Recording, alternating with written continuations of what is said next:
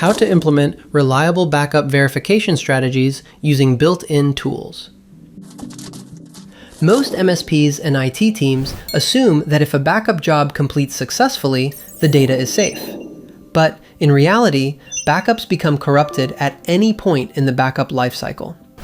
In this video, we'll outline reliable backup verification strategies using built-in tools. No advanced backup platforms required. Before we begin, be sure to subscribe to NinjaOne's IT Video Hub for more tech content like this. 5 steps to implement reliable backup verification.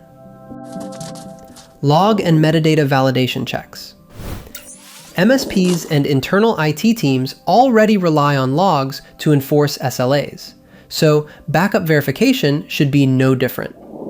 Using built-in tools, you can query Windows Event Viewer using built-in utilities like WEVT util. Review backup job status and failure events. Validate retention behavior through file history logs or backup application logs. This helps you catch failed jobs, missed backup schedules, and retention policy drift. The result? Instead of discovering gaps during a restore attempt, you identify them early. Consistency snapshots. Next, validate what exists in the backup. Tools like Robocopy allow you to compare file counts and directory structures between the source and the backup without reading file contents. Using options like /mir and /l, you can perform a dry run comparison that checks things like if directories are present, if there are any expected files that are missing, or if anything has unexpectedly dropped out. Hash and checksum validation. To validate file integrity, use checksums and cryptographic hashes. These allow you to compare files before and after backup operations. For this step, you're validating against corruption, partial transfers, and unexpected file modifications. Here's a sample script using SHA-256. This type of validation works best for backups that copy data in its original form.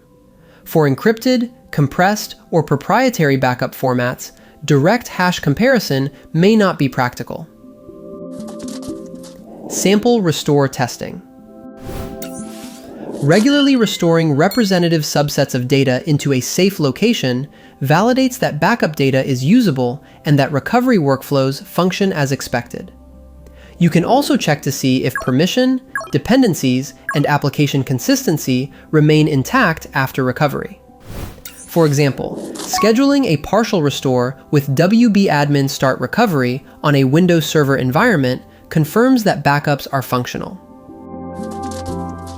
File system verification.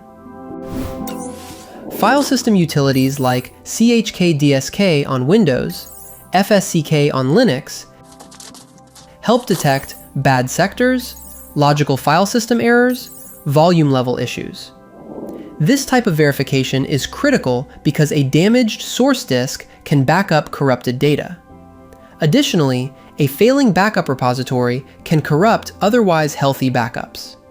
Just remember, file system tools validate file system structure and volume health, not actual file content integrity. Reliable backups are ultimately proven through successful restores. By combining log validation, snapshot comparisons, hash verification, restore testing, and file system checkers, you can create a cost-effective verification baseline using tools you already have.